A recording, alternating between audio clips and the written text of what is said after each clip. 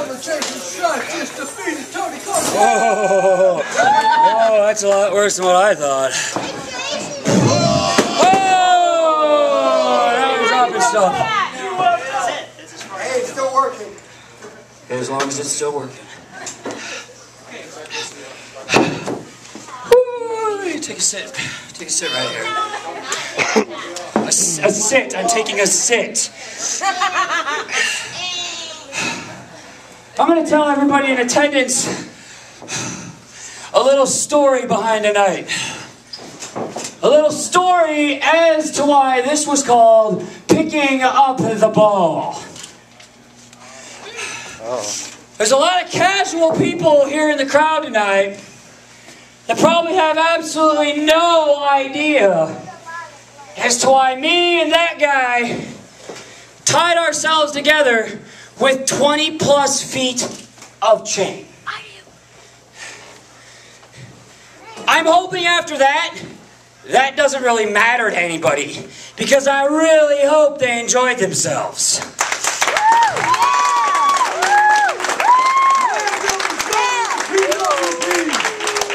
But let me give you this little filler really fast.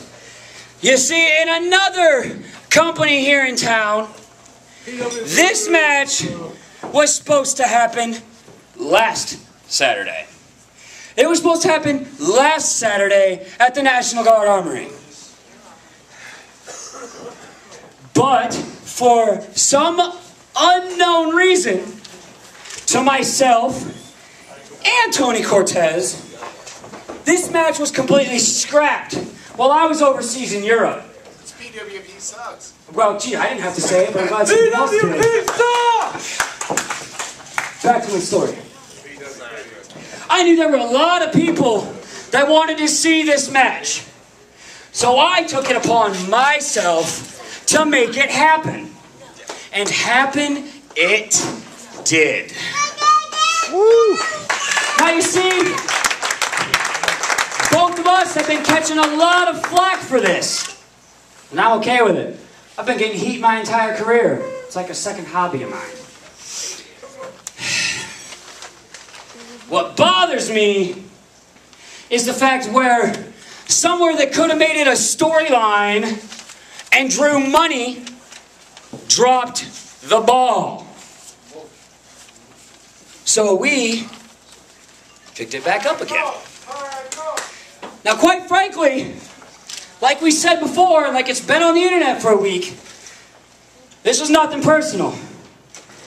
Tony is one of my very best friends. Since I broke into the wrestling business 7 years ago, this guy has been right by my side and pushed me to work harder than anybody else ever. Except for one person.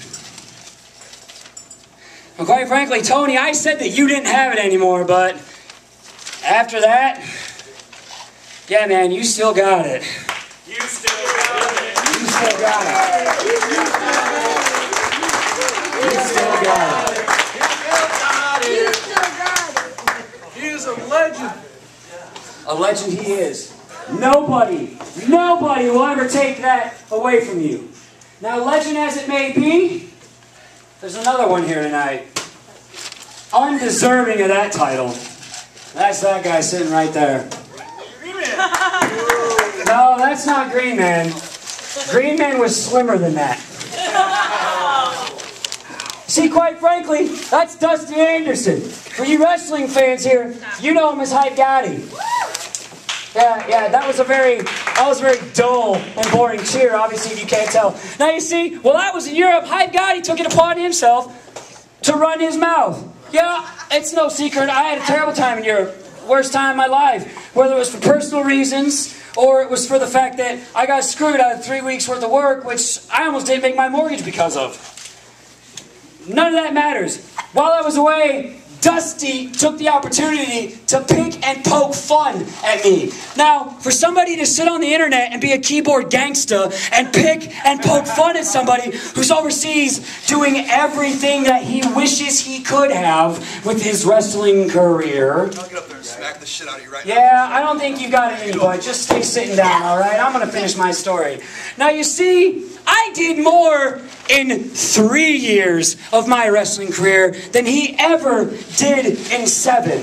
Now, granted, I respect him to no end.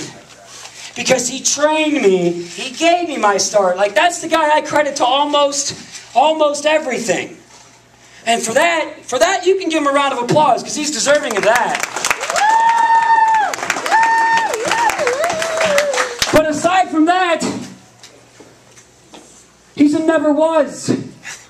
You're a has-been. You can run your mouth, but you're still going to be a never will be. You see, while you sit back and reflect upon your wrestling career, I'm sitting here doing everything that you wish that you ever could. These people here tonight, we were on the main event. We drew the money. We didn't have to replace the ropes with barbed wire and do something stupid and work a stupid mark promoter into obscene amounts of money.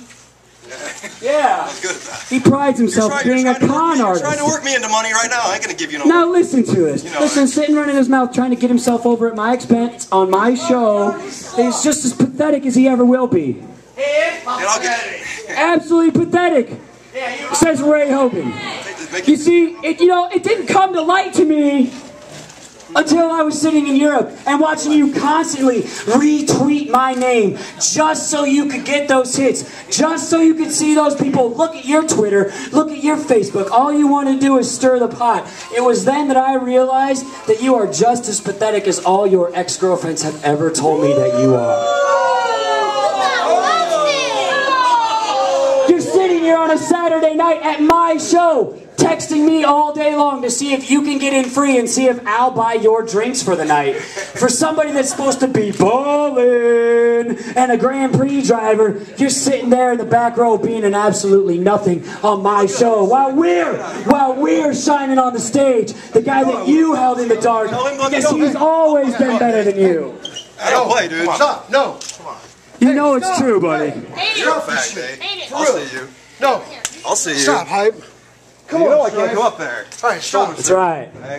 Everybody, I wanted to give you a little backstory. Sorry I got off on a little rant on a little J-Bro that don't mean nothing to the professional wrestling business. Everybody, give it up for Tony Cortez. All right? He's still got it. And next month, just get out here. Next month, November 19th, he's going to prove it against Shane Hollister. So I hope to see everybody back here November 19th. And that ticket offer still stands. As you leave the door, you can pick up a ticket for next month for only $5. Make sure you do it now. Everybody, have a good night. We'll see you in a couple of weeks.